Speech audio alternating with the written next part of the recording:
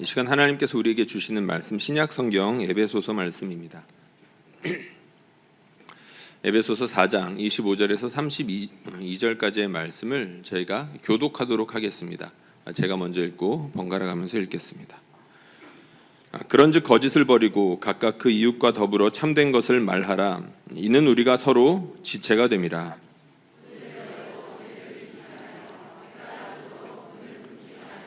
마귀에게 틈을 주지 마라.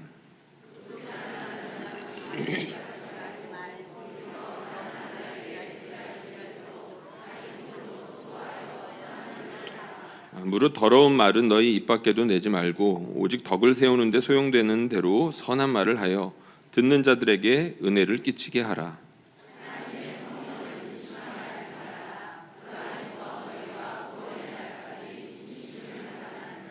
너희는 모든 악독과 노함과 분냄과 떠드는 것과 비방하는 것을 모든 악의와 함께 버리고 서로 친절하게 하며 불쌍히 여기며 서로 용서하기를 하나님이 그리스도 안에서 너희를 용서하심과 같이 하라.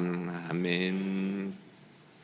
오늘 주일이고 동시에 명절 연휴입니다. 우리 주변에 있는 분들과 같이 인사하면서 시작하겠습니다. 우리 사랑하고 축복합니다. 우리 풍성한 한가위 되시기를 축복합니다. 오늘 가족들 모임 때문에 피치 못하게 영상으로 드리는 예배 드리는 분들도 많이 계실 텐데요. 우리 예배 드리는 영상으로도 예배 드리는 모든 분들에게 은혜 주시기를 축복합니다. 오늘 말씀 준비하기 위해서 여러 자료들을 봤습니다. 그 중에 설교집 한 권이 있었는데 책 제목이 뭐였냐면 뒷담화만 하지 않아도 제가 그림을 드리지 않았거든요.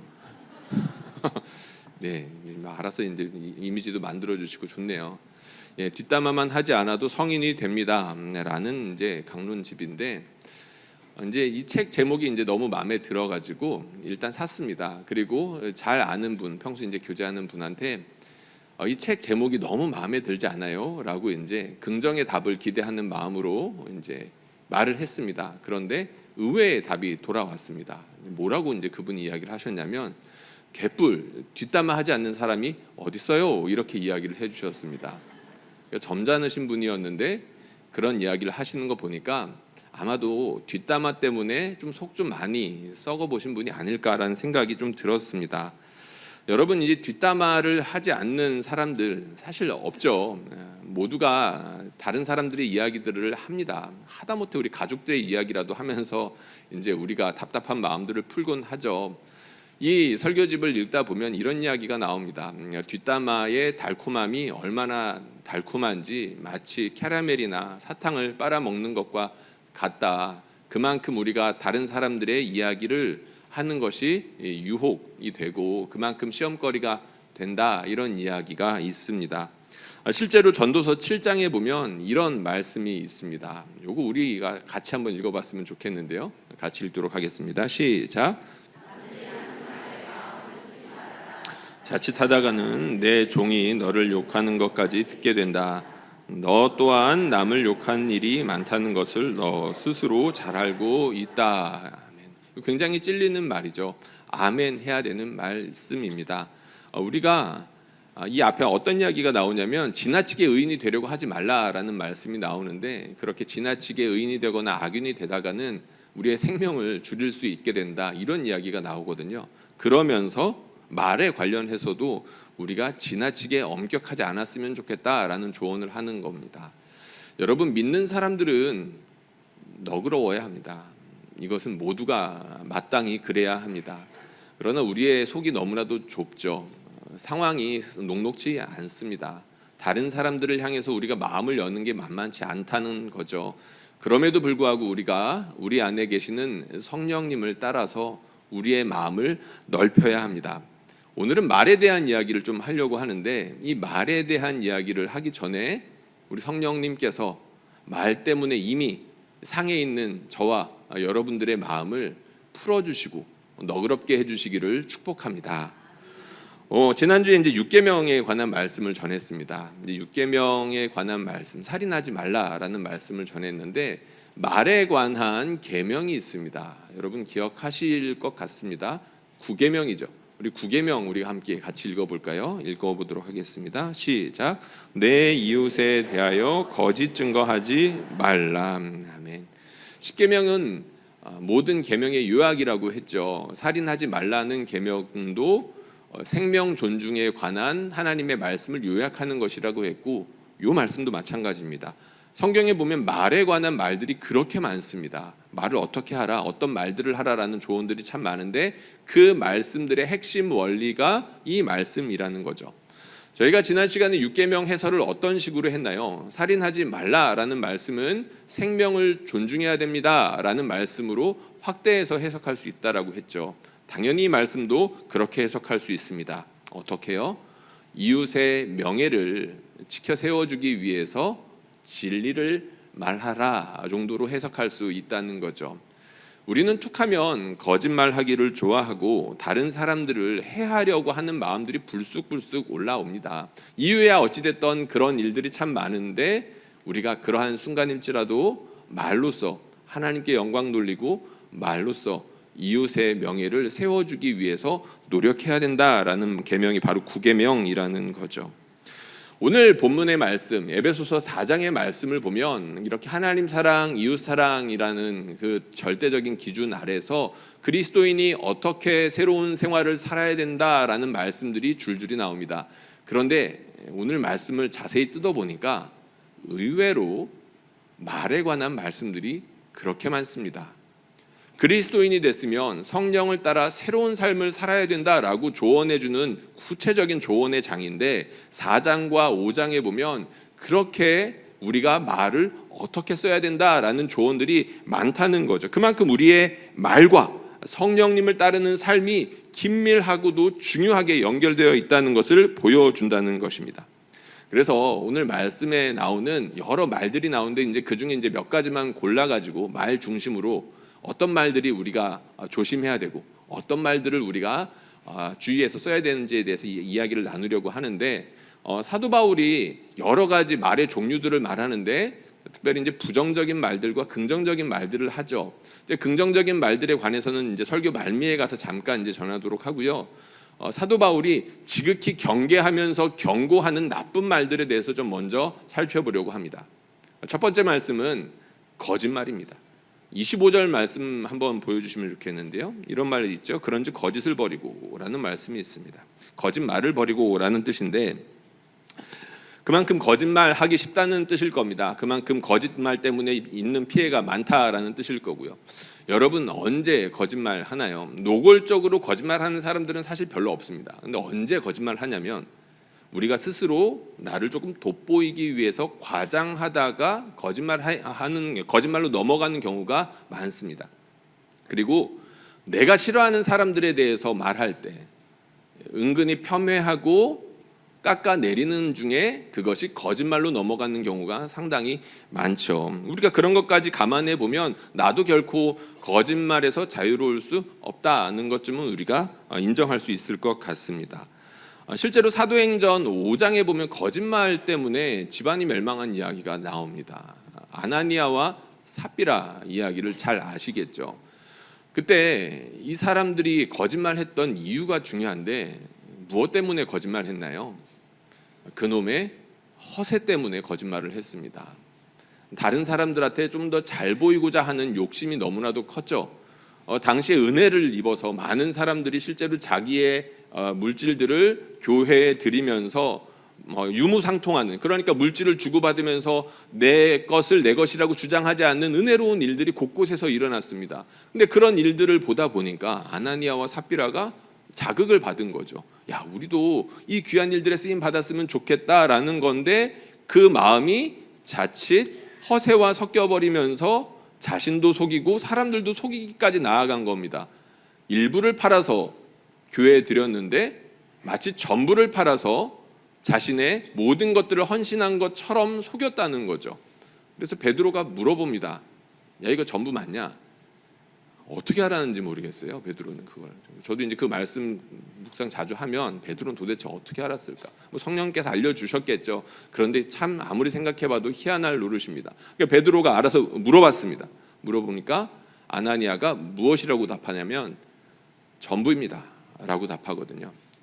거짓말을 하면 목숨을 걸고 거짓말을 해야 될까요? 그럼 어떻게 되나요? 아나니아가 거짓말에 목숨 걸다가 죽었습니다. 거짓말을 해서 누군가가 추궁하고 이것이 잘못됐다라는 찔림이 있다면 그 자리에서 우리가 고쳐야죠. 그런데 그게 만만치가 않습니다. 일단 한번 남들에게 잘 보이기로 작정하고 과장하기 시작한 이상 끝장을 봐야 되는 게 사람의 심리인 것 같습니다. 아나니아도 그랬고 그 부인도 그랬습니다. 그 부인이 남편이 죽은 줄 모르고 몇 시간 있다가 그 교회에 왔다가 똑같은 봉변을 당하죠. 이것이 전부이냐? 그렇습니다. 남편과 나쁜 마음을 하나로 하기로 작정을 했던 거죠. 남편도 아내도 거짓말하다가 그야말로 하나님의 무시무시한 심판 가운데 죽임을 당하고 말았습니다. 존 스토트 목사님은 이 본문, 그러니까 오늘 본문이죠, 거짓말 관련해 가지고 이런 해설을 한 적이 있습니다. 요거 한번 우리가 같이 읽어보도록 하겠습니다. 시작. 거짓말이 그리스도의 몸에 급소를 찌른다. 교제는 신뢰 위에 세워진다. 아멘.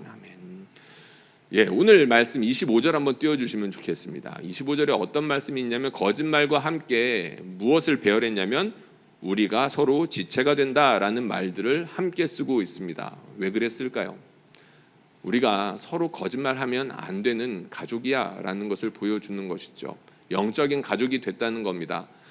가족들 사이에 거짓말하게 되면 그 관계에 틈이 생기고 그 틈이 점점 벌어지면 결국에는 무너지기가 쉽다는 거죠. 거짓말이 그만큼 무섭습니다. 자료를 찾아보다가 어떤 책에서 이런 이야기를 본 적이 있습니다. 제가 읽어보겠습니다. 거짓말을 하면 관계가 어떻게 깨어지는지 생각해보라. 야근한다던 남편이 실제로는 야근하지 않았던 것을 아내가 알게 되었다고 하자. 설사 남편이 볼링을 치러 갔다고 하더라도 서로 간의 신뢰를 회복하는 데는 오랜 시간이 걸릴 것이다. 고등학생 자녀가 토요일 밤에 아르바이트를 한다고 나갔는데 실제로는 친구들과 맥주를 마시고 있었다는 사실을 알게 되었다면 어떨까? 한동안은 집안 공기가 전과는 다를 것이다. 많이들 경험해 본 이야기들 있죠. 여러분들 집에서 이런 일들 수시로 아마 경험해 보셨을 겁니다. 저도 이렇게 부모님을 속였던 적이 있는 것 같고 저도 아마 우리 자녀들한테 이렇게 속고 있는 일들이 있겠죠. 오늘 제 아들이 여기 앞에 있습니다. 중고등부가 이제 예배를 같이 드린다고 왔는데 이렇게 올 줄은 몰랐네요. 예, 거짓말하면 안 돼. 예, 여러분, 우리가 이 말들 때문에 입는 피해가 얼마나 큰지 조금 극단적인 예가 될 수 있겠지만 지금 인용한 이 글의 저자가 다니는 교회에서 좀 안타까운 일이 있었다고 합니다. 어떤 일들이냐면 한 남자분에 대한 불륜이 소재가 돼가지고 이제 소문이 난 겁니다.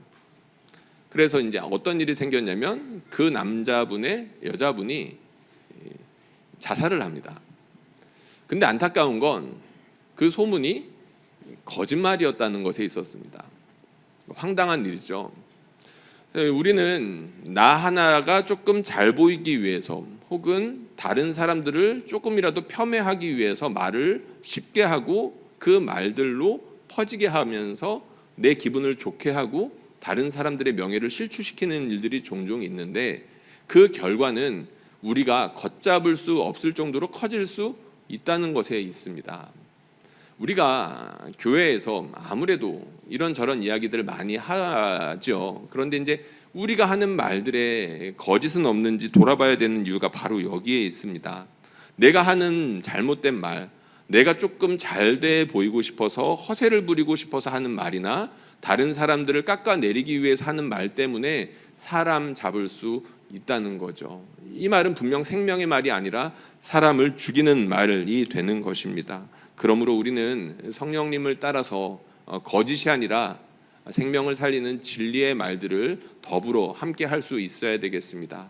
바라기는 저와 여러분 그렇게 말하는 사람들 되기를 축복합니다. 사도 바울이 거짓말에 대한 이야기를 하면서 동시에 29절에 보면 더러운 말에 대한 이야기를 합니다. 더러운 말. 그런데 이제 문제는 29절에서 더러운 말에 대해서 구체적으로 설명을 하지 않는다는 데 있습니다. 대신에 더러운 말과 대비되는 다른 말들을 이야기해 주죠. 어떤 말들이 나오나요? 덕을 세우는 데 소용되는 말이 있고요. 그리고 은혜를 끼치는 말이 있습니다. 더러운 말과 대비되는 말이라는 거죠. 그러면 더러운 말은 어떤 뜻이 될까요? 우리가 짐작이 가능합니다. 덕을 끼치지 못하는 말, 사람들을 상하게 하고 흐트러뜨리는 말, 그리고 은혜를 끼치는 것이 아니라 사람들을 괴롭게 하는 말, 이런 모든 말들이 다 더러운 말이 될 수 있겠죠. 실제로 이 원문을 보면 이 더럽다라는 말에 어떤 말을 쓰고 있냐면, 오랜만에 원문에 대해서 이야기를 하는데 로고스 사프로스라는 단어를 쓰고 있습니다. 로고스라는 말은 우리가 잘 아는 것처럼 말이라는 헬라어인데 사프로스라는 뜻이 바로 더러운이라는 뜻입니다. 근데 이 더러운이라는 용례를 이제 좀 찾아보니까 흥미롭게도 어디에 이제 많이 쓰이냐면 이제 더러운 열매, 그러니까 썩은 열매 혹은 부패한 생선, 이런 식으로 음식에 자주 쓰이는 단어더라고요. 여러분, 우리가 썩은 열매를 먹게 된다면 어떻게 되나요? 부패한 생선을 잘 모르고 먹었다가는 쉽게 배탈 나겠죠. 그리고 그것이 자칫 잘못하면은 너무 많이 아파가지고 중상을 입을 수도 있습니다. 말이 그렇죠. 누군가에게 말을 들으면 그 말은 어디 가지 않습니다. 내 마음에 심겨지고 내 몸에 퍼지게 되어 있죠. 그래서 그 말들을, 그 더러운 말들을 내가 듣게 되면 내 마음이 상하는 것은 당연한 일이고, 덕을 끼치기 위해서 하는 말이 아니라 생각 없이 내뱉는 말들 때문에 내 말에 상대방이 되는 사람들이 마음이 상하고 관계가 깨어질 수 있는 일들이 얼마든지 일어날 수 있다는 것입니다. 더러운 말, 이 더러운 말들의 종류가 여러 가지가 있을 거예요. 그런데 오늘 본문을 보니까 몇 가지 예들이 나옵니다. 그 중에 대표적인 게 무엇이냐면 비난입니다. 비난. 누군가를 비난하는 말이 더러운 말 되기 십상이라는 거죠. 요즘에는 이제 평가하는 것이 워낙 일반화되고 보편화되어 있다 보니까 수시로 우리는 평가를 하기 때문에 내 입이 평가에 이렇게 맞춰져 있다는 것들을 모를 수 있습니다. 그런데 사람들을 상대할 때 우리는 은연중에 평가하는 말로 사람들을 재단하고 기분 나쁘게 하기 쉽다는 거죠. 오늘 말씀을 준비하다가 저도 모르게 32년 전의 이야기가 떠올랐습니다. 제가 지금 나이가 몇 살이니까 32년 전에 이만큼 됐겠죠. 예, 제 나이를 이제 굳이 이제 말하지 않겠다는 겁니다. 초등학생 때입니다. 초등학생 때 있었던 일인데 담임 선생님이 지나가면서 제 성품에 대해서 평가를 하는 이야기를 했습니다. 이제 그 말이 이제 너무 부끄럽기도 하고 그래서 이제 차마 여기서 말은 못 하겠지만, 근데 그 말이 30년이나 넘게 지났음에도 불구하고 제 마음에 남아 있는 게 참 너무 가슴 아프기도 하고 안타까운 일이기도 했습니다. 여러분, 우리 말 조심해야 되죠. 우리는 말로 살아갑니다. 말로 사람을 살리기도 하고 죽이기도 하는데 특별히 우리 자녀들한테 말 조심해야 됩니다. 우리 아이들한테 하는 말들이 오래오래 기억에 남습니다. 특별히 우리가 아이들과 때로 자주 가끔씩 만나는 조카들과 그리고 교회에서 만나는 우리 다음 세대 아이들, 우리가 멋모르고 말 뱉었던 것이 그 사람의, 그 아이의 평생의 상처로 남을 수 있죠. 특별히 우리는 외모에 관해서 평가하는 것 특히 조심해야 됩니다. 아이들한테 야, 너 진짜 못생겼다, 그렇게 말할 사람이 있을까요? 가끔씩 있는 것 같습니다. 여러분, 그렇게 말을 하게 되면 어떻게 될까요? 이거 오래 갑니다. 상처가 오래 남고 심지어 저 구원의 문 밖으로 내쫓는 말이 될 수도 있겠죠. 특별히 앞에 서는 사람, 저 같은 사람, 그리고 어른들, 말에 무게가 있을 수밖에 없는 그런 분들은 우리 자녀들에게, 그리고 마음이 연약한 사람들한테 말 한마디 잘못하는 것, 특별히 평가, 이 비난하는 말 때문에 한 사람 잡을 수 있다는 것들을 우리가 두렵고 떨리는 마음으로 돌아봐야 되겠습니다. 그리고 이처럼 나에 대한 직접적인 비판이나 비아냥, 조롱, 이런 것들도 마음을 상하게 하는데 사실 다른 사람들에 관한 이야기를 우리가 은근슬쩍 하기를 참 좋아하죠. 설교 처음에 말했던 뒷담화가 딱 거기에 해당되는 겁니다. 다른 사람들 말하는 것이 너무나도 달콤하기 때문에 은연중에 나도 모르게 이거는 그 사람을 위한 것이고 우리 공동체를 위한 것이고 포장하면서 은근슬쩍 다른 사람들이 욕을 하는 경우들이 생기더라는 거죠. 저도 그렇고 많은 사람들이 바로 이 시험에 걸려 넘어지는 것들을 보았습니다. 우리 교회는 소그룹 교회입니다. 셀 공동체인데 참 잘 모이고 그 안에서 이루어지는 교제들도 아름다운 경우들이 참 많습니다. 그런데 이 귀한 모임, 이 귀한 교제의 모임이 어느 순간 성토장이 되는 것이 될 수 있습니다. 순식간에 그렇게 안 좋은 모임, 다른 사람들을 물어뜯고 주저앉히는 모임이 되기 십상이라는 거죠. 처음에 모였을 때는 말씀도 나누고 은혜롭게 서로의 기도 제목들도 나누고 하는데 어느 순간 갑자기 배우자 욕이 끼어들기 시작합니다. 네, 잠깐 너무 기분이 나빠서 툭 튀어나올 수 있습니다. 남편 때문에 아니면 아내 때문에 내가 너무 화가 나서 이렇게 나올 수 있죠. 근데 이게 집요해지면서 인신공격으로 들어가고 그리고 다른 사람들이 공주해주면서 평가로 들어가고 그렇게 말들이 쌓이고 견고해지면서 확정적으로 그 셀에서 한 사람을 난도질하게 되는 경우들이 있을 수 있겠죠. 그래서 우리가 조심해야 됩니다. 다른 사람들의 말에 대해서 말을 할 때 내가 그 사람에 대해서 말할 때 혹시라도 내 말에 독소가 묻어있지 않은지 점검해 봐야 된다는 거죠. 이 정도 수고조차 하지 않으려고 한다면 다른 사람들의 말은 아예 하지 않는 것이 좋겠죠. 그래도 꼭 해야 된다라고 한다면 내 입에 독소가 없는지 돌아볼 필요가 있다는 것입니다. 그리고 이렇게 누군가를 비난하는 말이 상대방의 마음을 아프게 하는 더러운 말이 될 수 있는데 이렇게 뿐만 아니라 음담패설이나 욕설이나 여러 가지 말들의 내용이 사람들의 마음을 상하게 하고 아프게 하는 더러운 말이 될 수 있겠죠. 그런데 어떤 말을 하든지 사실 진짜 중요한 것은 말의 내용도 내용이지만 태도와 자세가 매우 중요하다는 것을 여러분들은 이미 알고 계실 겁니다. 똑같은 말을 하더라도 이 말을 어떤 자세로 하는지 이 사람을 향해서 어떤 마음을 가지고 하는지에 따라서 이 하나의 말의 결과가 천지 차이가 날 수 있다는 거죠. 오늘 본문에 보면 분노에 대한 이야기가 나옵니다. 이 말씀 한번 같이 읽어보도록 할 건데요. 오늘 말씀해 보면 26절입니다. 26절 말씀 한번 같이 읽어보겠습니다. 시작. 분을 내어도 죄를 짓지 말며 해가 지도록 분을 품지 말고. 아멘. 여러분, 우리가 화를 내면서 죄를 짓는 방법은 다양하게 여러 가지가 있을 것입니다. 그런데 가장 대표적이고 흔한 것이 무엇일까요? 다름 아니라 말입니다. 말. 화가 나면 어떤 식으로든 내가 표현을 해가지고 상대방에게 내가 되로 받았으니 말로 갚아줘야 되는 그런 마음이 불끈 솟아오르죠. 불타오릅니다. 그런데 이제 성도들이랑 제가 많은 이야기를 하다 보니까 말에 실수가 있기 마련이고, 그래서 이제 제가 말을 줄이고 싶은데 이게 참 쉽지가 않습니다. 그리고 성도들도 마찬가지겠죠. 이제 서운한 일이 있거나 아니면 속상한 일들이 있을 때 주로 목회자들을 찾아옵니다. 이야기를 듣다가 보면 문제가 생기는 일들이 생기는데 그때가 언제냐면 주로 화가 났을 때입니다.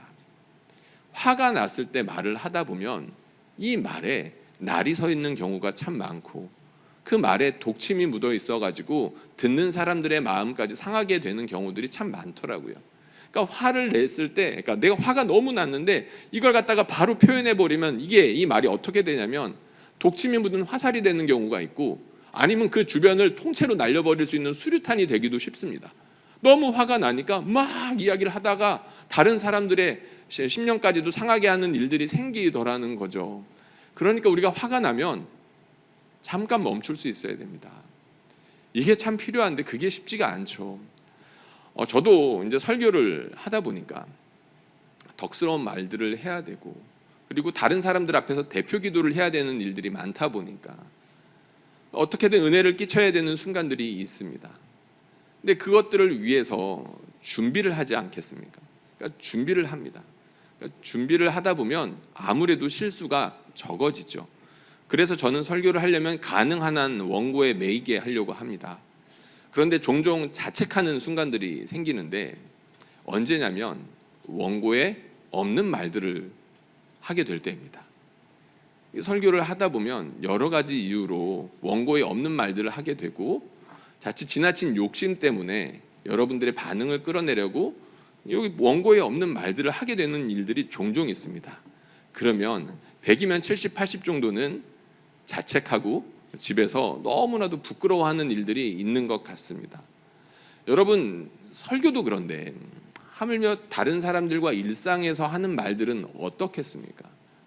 우리가 준비하지 않고 여과되지 않는 말들, 우리의 마음을 여과시키지 않고 그대로 이렇게 흘려보내는 경우에 다른 사람들의 심령을 상하게 하는 것이 너무나도 쉽다는 것을 우리는 알아야 된다는 거죠.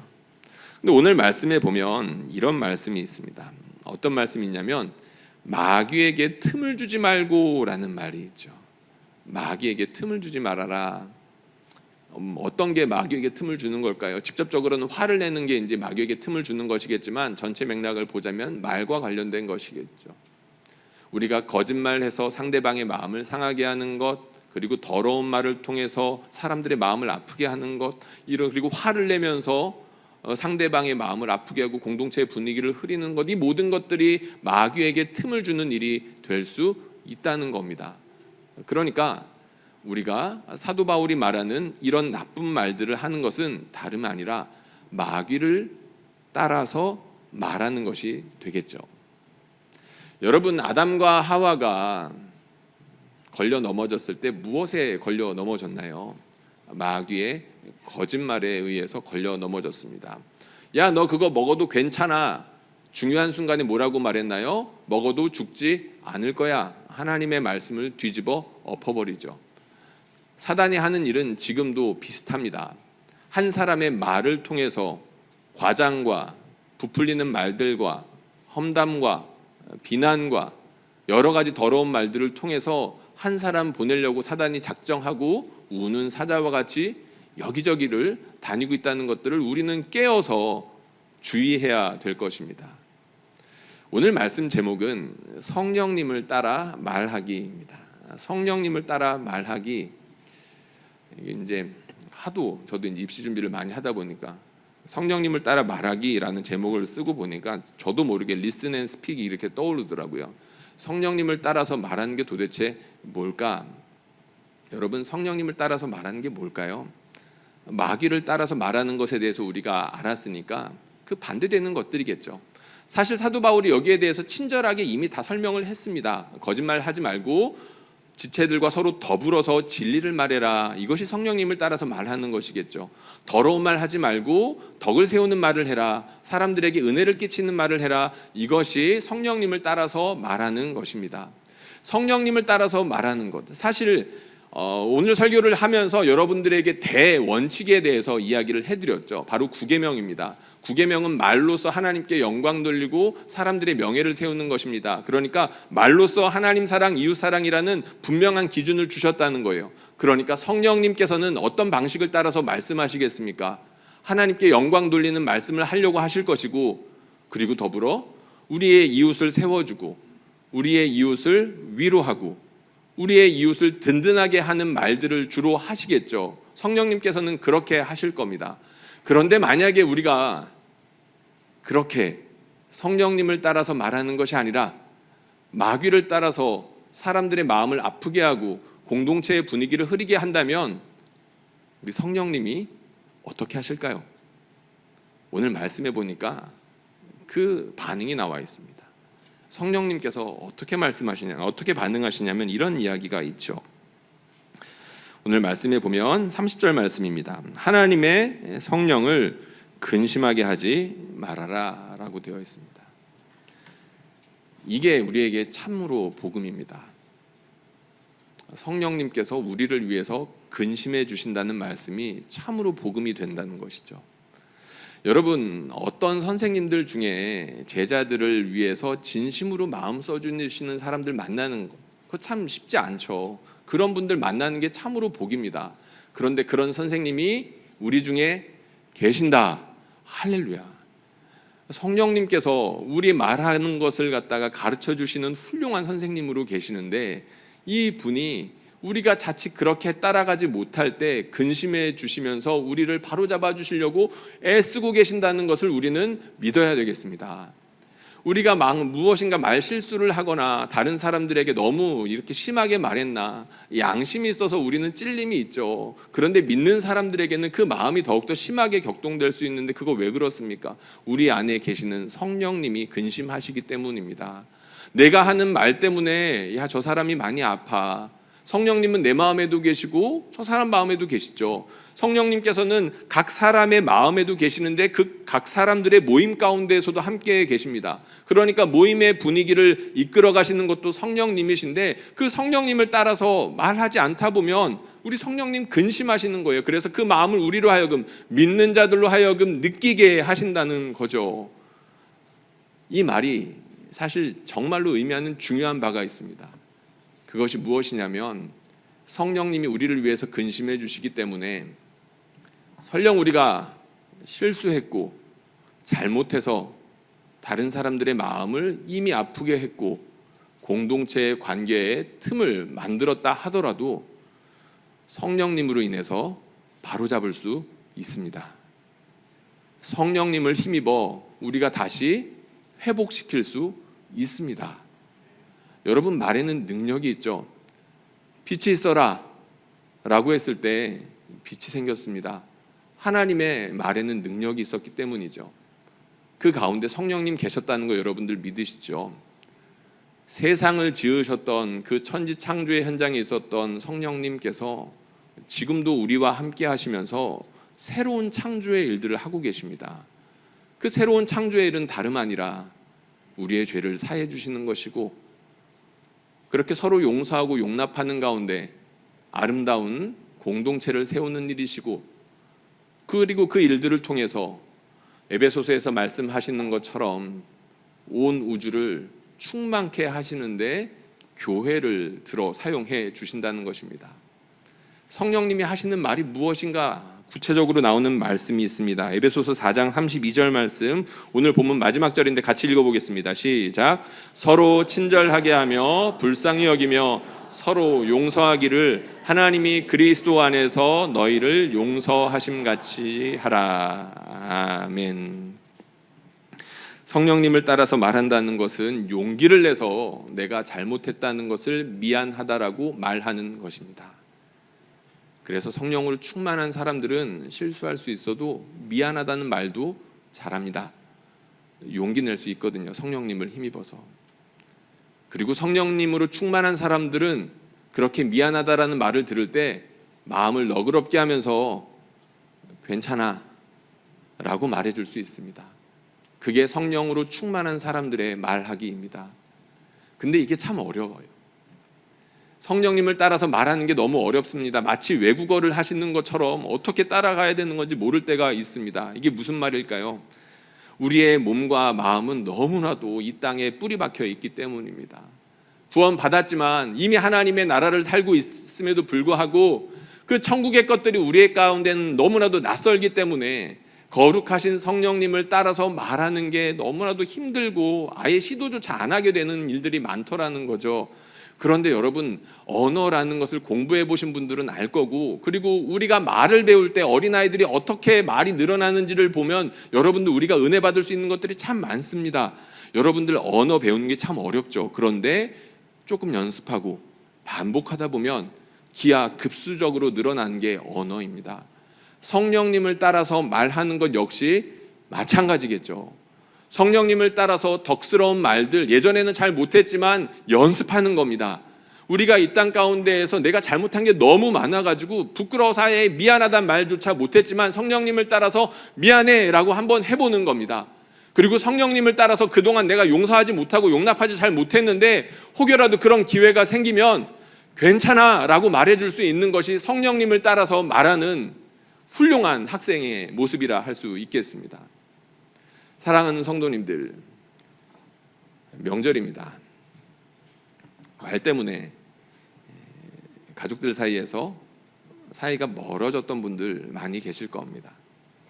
그리고 가족이 아니더라도 우리 영적인 공동체 가운데에서 우리가 말 한번 잘못해서 1년, 2년, 3년, 10년 이렇게까지 말 한마디 섞어보지 못하고 관계가 벌어진 채로 지내고 계시는 분들도 아마 계실 겁니다. 성령님께서 저를 통해서 여러분들에게 말씀하고 계십니다. 잠깐 멈추어서 내가 무엇을 잘못했었나? 성령님께서 조명해 주시기를 소망합니다. 그리고 성령님께서 해주시는 그 말씀을 따라서 우리가 용기 있게 믿음으로 덕스러운 말들을 하고 미안하다라고 말하고 괜찮다라고 말하면서 하나됨을 힘써 지킬 수 있기를 우리 주님의 이름으로 축원합니다.